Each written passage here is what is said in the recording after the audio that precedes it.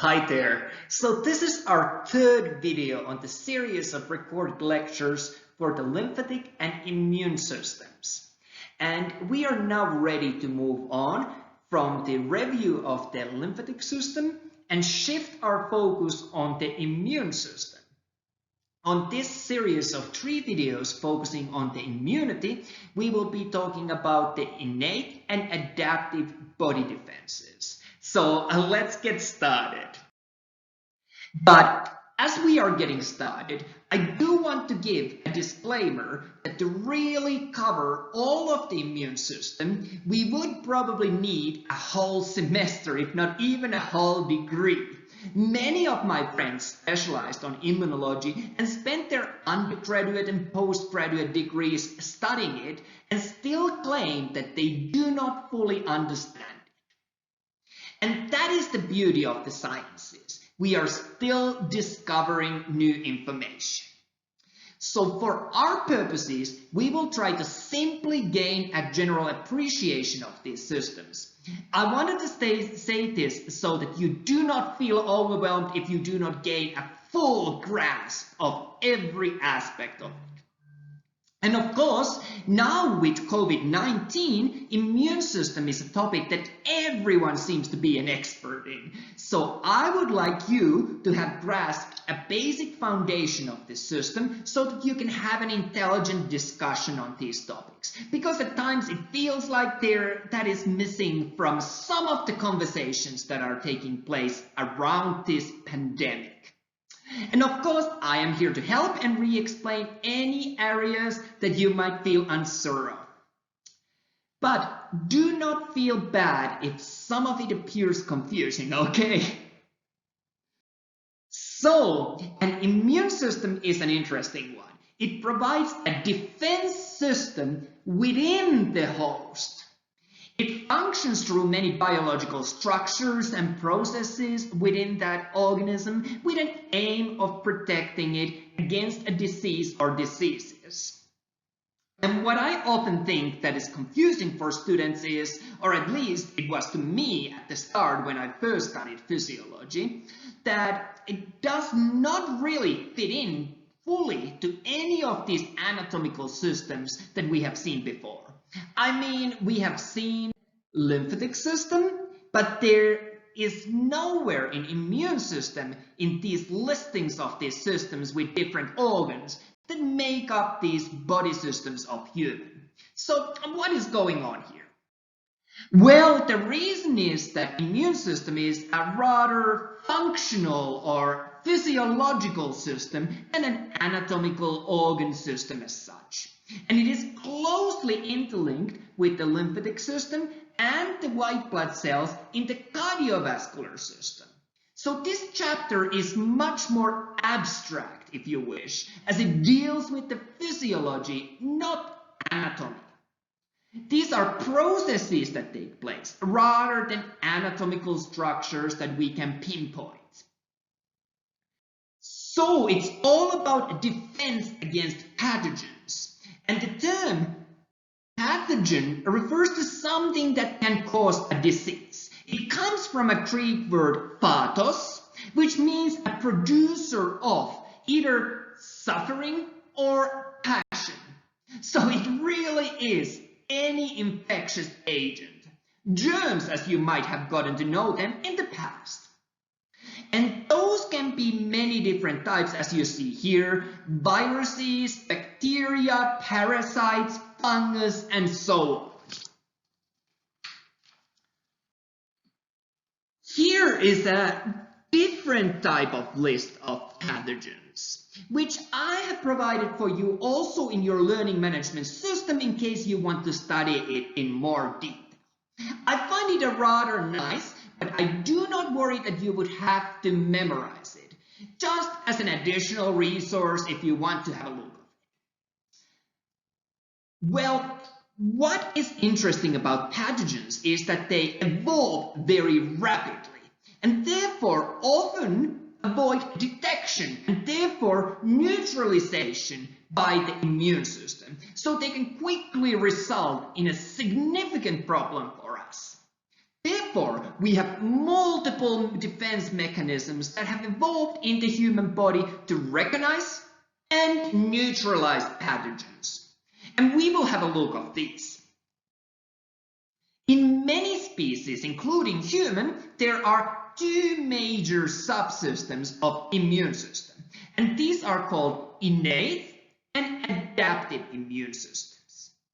And if you want to describe them and compare and contrast them in a very general level, I guess that this could be one approach. While innate immune system provides very general response because of this general nature of it, it is non-specific, so it protects against many different types of pathogens. This includes first and second line of defenses. These are external body membranes such as skin and mucus as the first line, and antimicrobial secretions, proteins, phagocytes, and other cells that inhibit spreading of the invaders, with an inflammation being one of the most important and best known response. This is what I described as the last one, is the second line of defenses. Then the adaptive immune system is what we often think of as immunity per se. This is against specific type of disease, so it targets specific antigens. And it is considered as what we call as the third line of defense too, being much lower than the innate system. It takes longer to react. However, what I should highlight is that the innate and adaptive defenses are very much intertwined. They work together. For example, both of these release and recognize many of the same defensive molecules. And while innate were general non-specific, they may have specific pathways for certain substances. An innate system responses can activate adaptive system by releasing proteins that alter the adaptive immunity to act on the foreign molecule in the body. So what I'm really trying to say is that although we talk about these as separate, there is also a lot of overlap, and our description as non-specific fast system versus specific slow system might be an oversimplification.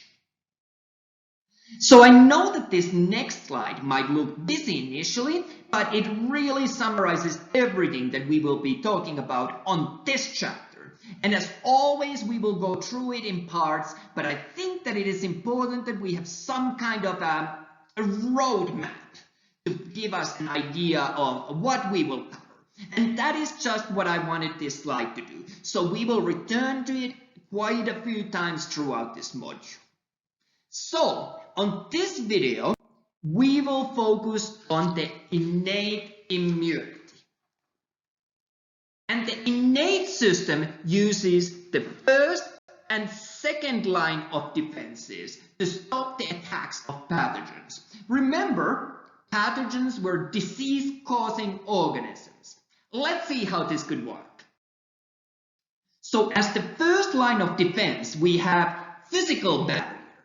What is a better way to stop an invader from causing harm than not letting it in the first place? So you can consider this as the walls of a fortress. We have skin that blocks many pathogens from ever getting into the body. And this is why it is a problem if we have a break in the skin, as pathogens can easily enter the body through it. A cut in the skin offers a direct route of entry for a pathogen into our body, and allowing it to bypass our physical barriers. Another kind of barrier, in addition to the skin, is the mucous membranes that line the parts of the body that are open to the external world, but often located inside the body, such as nasal cavity, oral cavity, throat, alimentary canal, urinary tract, ears, and so on. So these as well are part of physical barriers against pathogens. So first line of defense, falling under the innate immunity. Well, the second line of defenses contain various chemical barriers, oils, enzymes, and fluids, such as sweat and oil on the surface of our skin. Sweat is actually excellent in stopping and killing most pathogens from entering to our body. Another grade 1 example is the stomach acids. Anything that should not have made its way this far into the body, into our stomach, often gets killed here before these pathogens have a chance to proceed further into our body. So it as well plays a role in the protective layer. Same goes for the tears. They lubricate our eyes, but also stop pathogens from entering through this less completely protected part of our body.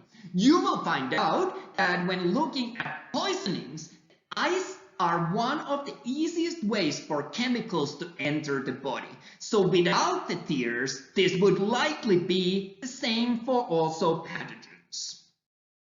I was trying to think of other examples of chemical barriers, and one that I came up with was the urinary tract, and how when we urinate, we wash away pathogens that may have started to make their way up there into our body. So we kind of rinse them to eliminate pathogens. You can note this as, for example, in males, as a need to urinate after sex. This is to clean the tract shared by the urinary and reproductive tract in male. And this leads us to a question that I wanted to ask from you. Why do females get more urinary tract infections, UTIs? Well, of course, the length of this tract is shorter in females, and there is no shared reproductive and urinary tract in females. So it's a shorter distance for pathogens to enter here for females. And the last one of the innate immunity that I want to mention is the various different cell responses.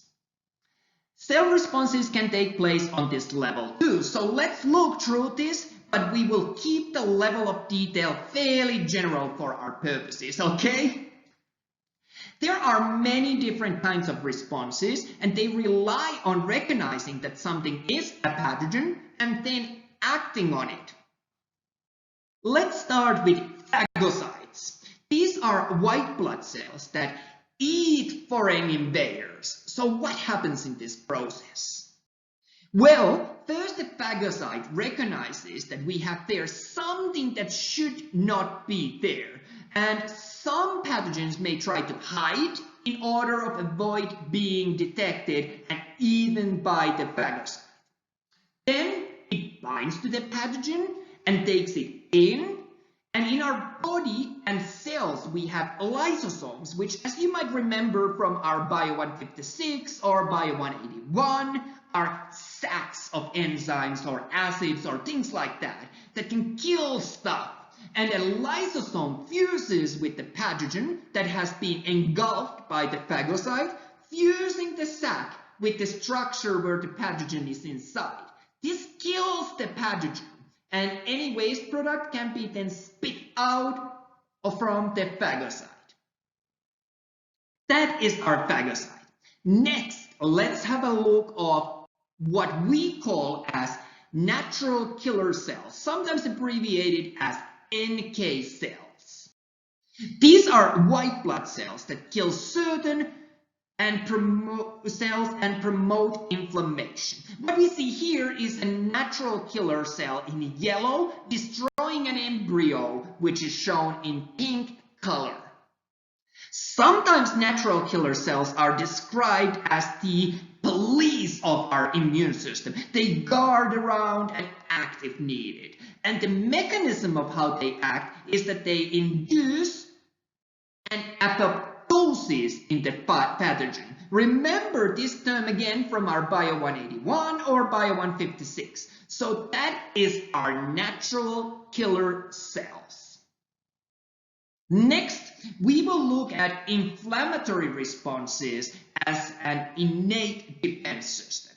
Inflammation is triggered when body tissues are injured. This injury can be due to many different reasons, such as physical trauma, heat, chemicals, or infection, and so on. So I guess that the question that we should ask is if an inflammation is always bad news.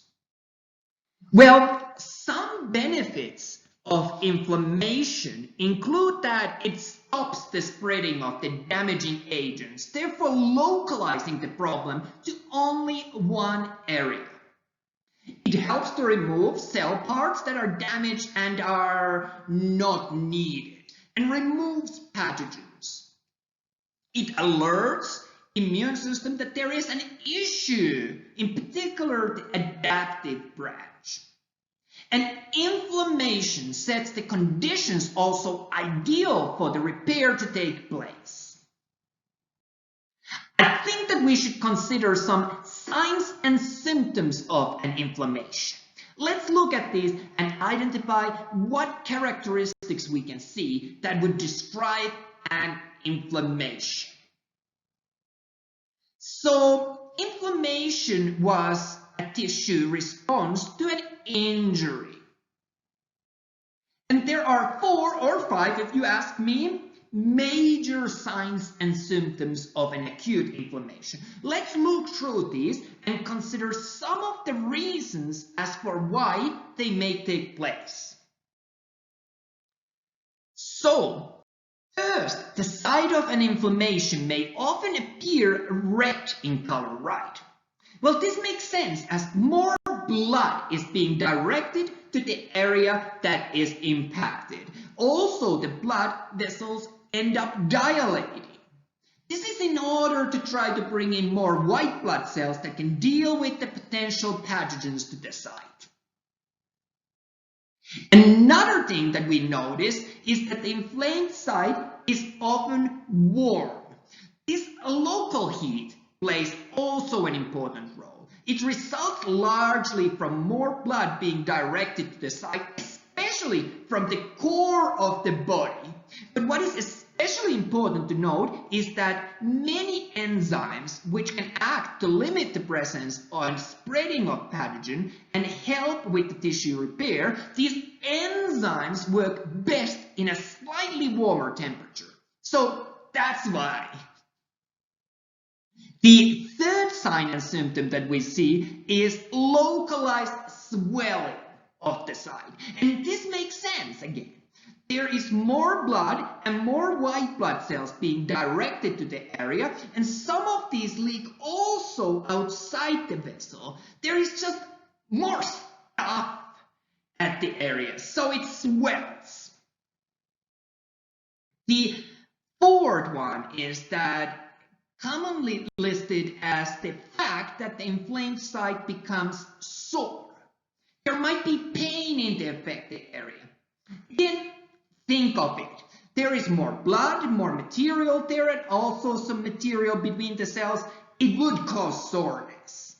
This pain may also have another protective function. By having pain, we may leave the site that is injured alone and give it sufficient time to heal and recover, so it stops us from interfering with the body's attempt to fix the damaged site. And this ties nicely with the fifth point that I wanted to include here. There is often also a loss of function if the movement or use of an area is impaired. Again, this would be protective, allowing us to give the area time to heal, but also stopping us from relying on using an area that may not be fit for purpose. So I think that this should make sense. They are very local symptoms. So, can you have too much inflammation then? Of course!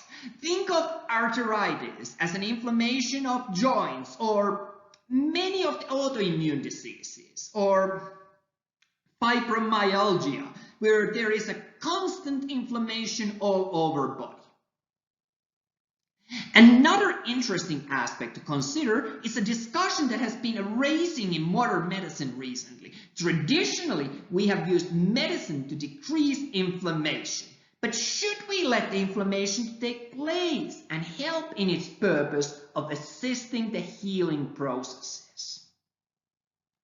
And while we are talking about medical side of things, I want to share with you a story. It is to illustrate why proper medical terminology and the use of it is so very important. So pus is this thick yellowish substance that can sometimes result, and it is in fact made of dead white blood cells, tissue and cells and pathogens. And the reason why I want to share this story with you is that I have made many of the mistakes so that you don't have to make them. So remember that whenever you write something down as a medical professional, there is a good chance that it becomes a legal document that is a part of the patient's medical record. So you want to be fairly smart about what you write down, right? Well, back in the day, I was teaching in another school about medical terminology, and I showed students a picture like this. So what we see here is a cut that has pus in it, right? So if we have a cut that has blood coming out of it, we might describe it as being bloody. Or if we have a cut that when we touch it, our gloves and other material that we might use to clean it tends to stick to it, we call it sticky. Or if we have a nose that bleeds a lot, we might describe that as a runny nose. I bet you can see where I'm going with this, right? So I was telling my students that you should never ever describe this kind of a cut as being pussy. Well, that is for obvious reasons, right?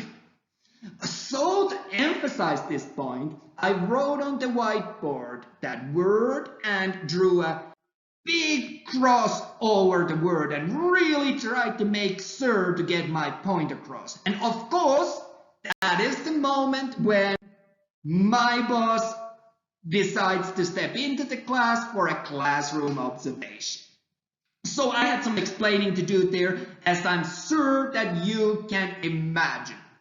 So what you should do instead, the term that we use in the medical field to describe something that has a lot of pus in it is purulent. This refers roughly to pus-like. So use that one. I hope that this little story not only provided you a break from the lecture material, but also is going to help you to remember the importance of using proper medical language when making notes.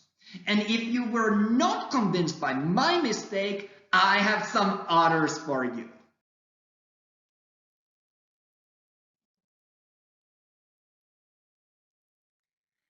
So, see, it is not just me who is concerned of the lack of the use of the term purulent.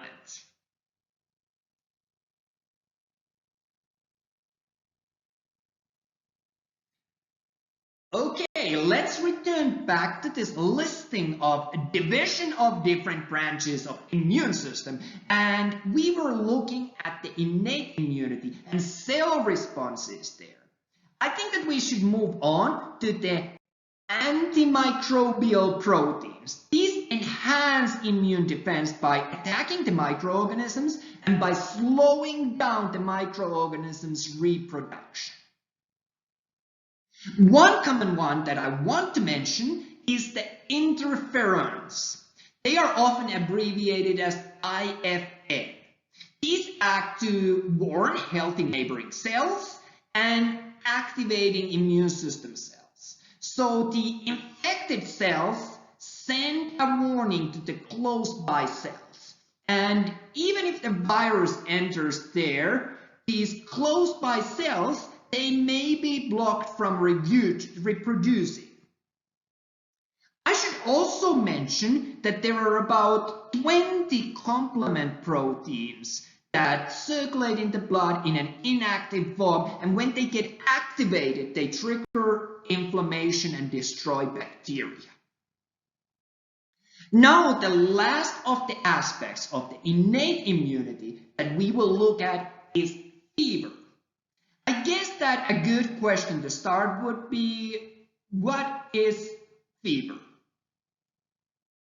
Well, fever is abnormally high body temperature. So, is fever good or bad? Well, some of its benefits include that fever inhibits microbial growth, increases metabolism, and increases phagocytosis. And I would not be a proper fan if I did not share with you the following point. Sometimes we might generate an artificial fever in my native country, and this is called, of course, sauna.